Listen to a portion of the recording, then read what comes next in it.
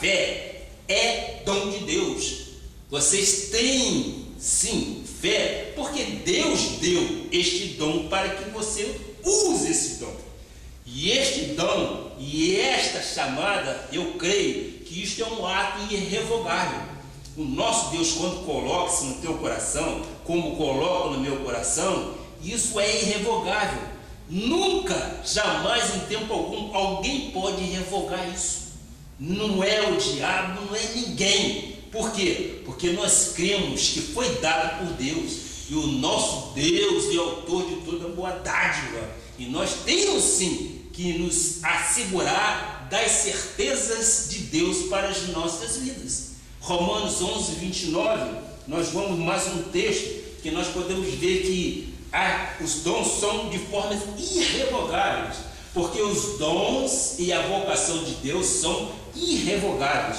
Ora, se Ele nos dá ou se Ele nos deu, Ele jamais tirará esse dom da gente. Creia, meu amado, que foi dado de uma vez por todas, para que nós tenhamos fé em Jesus Cristo, e através dessa fé nós consigamos sim conquistar alvos e objetivos que nós já temos traçados. Eu disse aqui no momento do ofertório, Deus colocou em meu coração, e eu creio e eu recebo que a partir do ano que vem nós estaremos com o nosso terreno em nome de Jesus. Eu creio, porque isto é um desejo do meu coração e é um desejo para que a obra dele avance. E eu creio que ele nos dará bom êxito nisso. Por quê? Porque o justo vive por fé. E ele me deu este dom. E este dom é irrevogável. Ninguém pode tirar de mim, mas ninguém mesmo. Então eu descanso nas promessas de Deus. E nós vamos ver isto acontecer ano que vem, conforme muitas profecias aqui já foram confirmadas por Deus. Nós não vamos repetir agora neste momento, mas já foram confirmadas por Deus. Então vamos agora ver Judas 3. O que diz a palavra? Judas 3. Amados, quando empregava toda a diligência em escrever-vos acerca de nossa comum salvação, foi que me senti obrigado a corresponder convosco, exortando-vos a batalhardes diligentemente pela fé que uma vez por todas foi entregue aos santos. A fé, que é um dom dado por Deus, não é de todos, é só dos eleitos. Não é a Bíblia que diz isso? Amém. A fé não é de todos, a fé é dos eleitos. E quem são os eleitos? São aqueles predestinados por Deus para a salvação. E eu digo, somos nós os eleitos do Senhor, somos nós os predestinados por Deus, que Ele já nos conhecia de antemão. Antes mesmo que eu fosse formado no ventre materno de minha mãe, eu já era constituído já era constituída a nação. Ora, então nós temos que ter a certeza de que o nosso Deus já nos elegeu desde antes da fundação do mundo. Tem muito crente, por que não dizer, que talvez não tenha esse entendimento e não acredita nisto. Por quê? Porque ele não acredita nas promessas de Deus para as nossas vidas. Há quem diga que isto é um mistério, mas eu sempre digo o seguinte: mistério não há para nós, porque o véu foi rasgado de alto a baixo, nós temos acesso ao trono.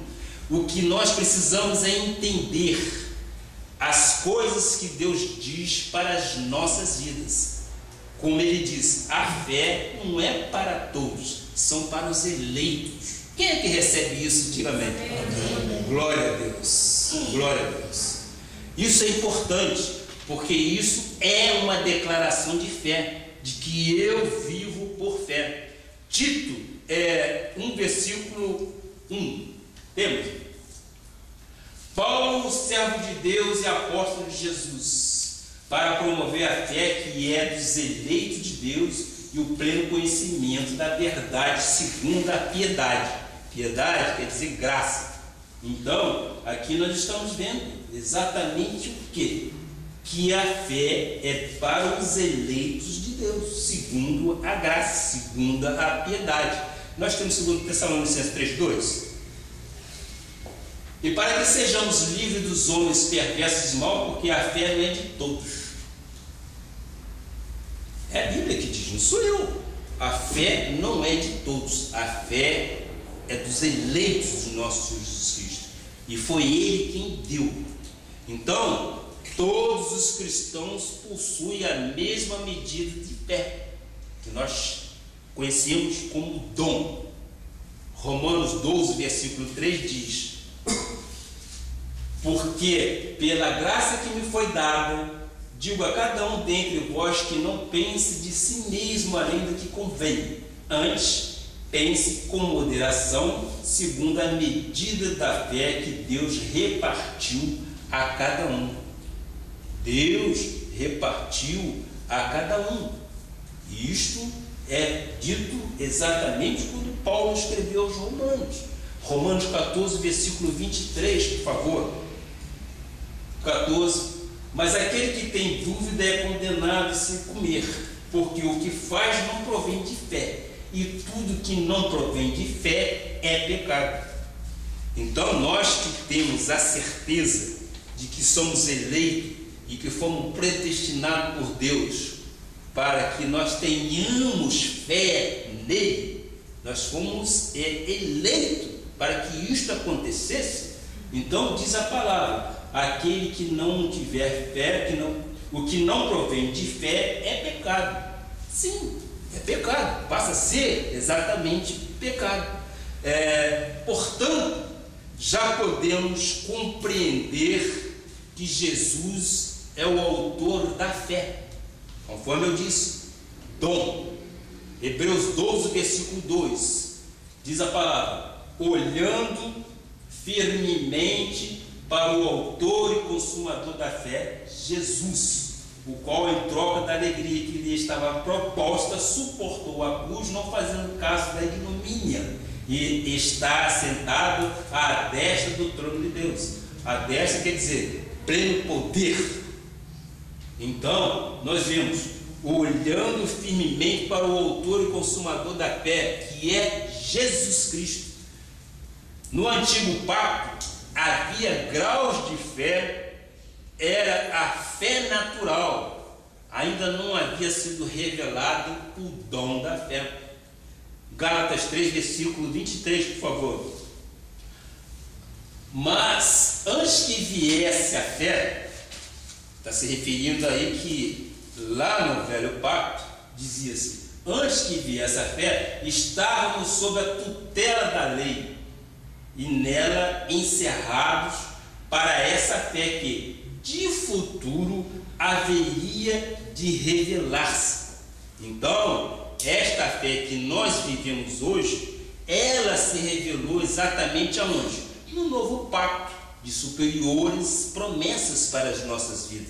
No velho pacto havia fé sob medida, ou seja, grau de fé. Por que não dizermos fé natural ou fé em alguma coisa, não sendo esta coisa em nosso Senhor Jesus Cristo?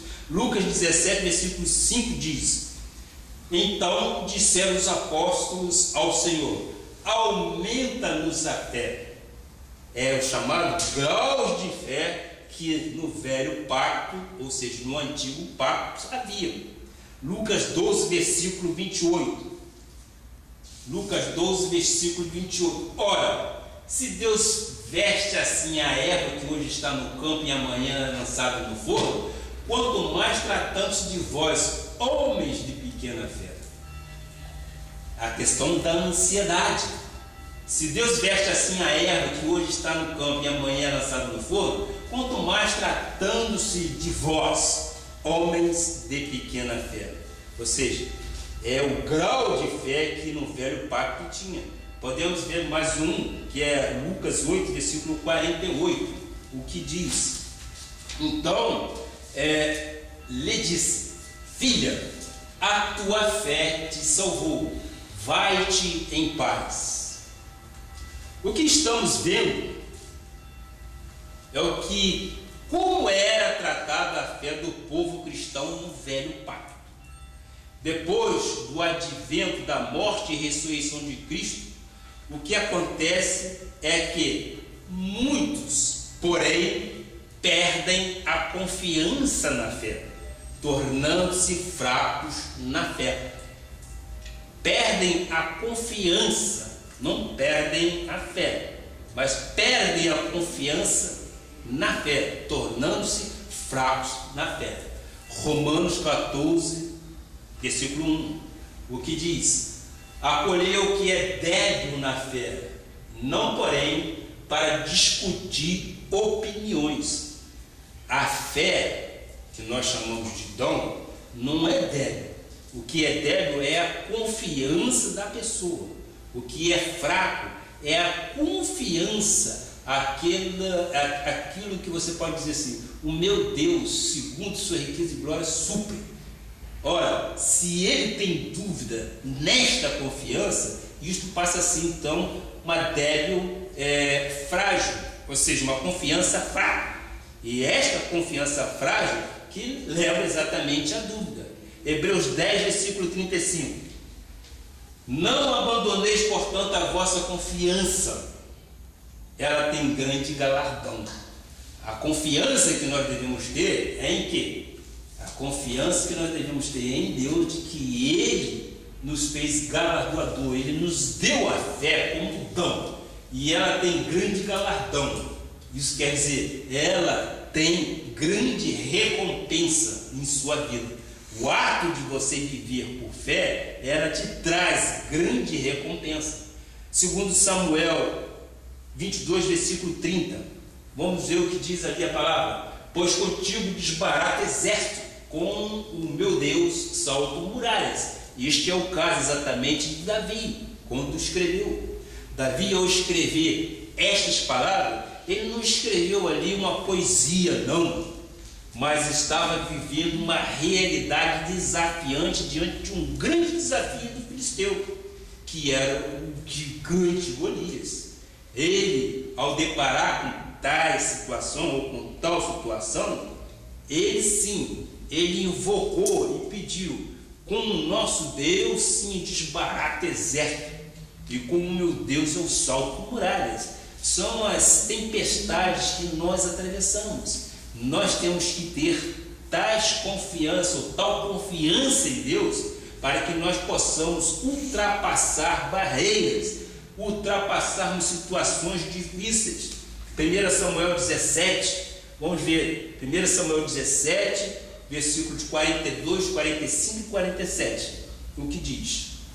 Essa é a história. Olhando o filisteu e vendo a Davi, o desprezou, porquanto era moço, ruivo e de boa aparência. Começou exatamente um desfecho de uma forma negativa, como o Golias, como o gigante Golias estava vendo um menino, vamos chamar assim, Davi, porquanto era moço, ruivo e de boa aparência.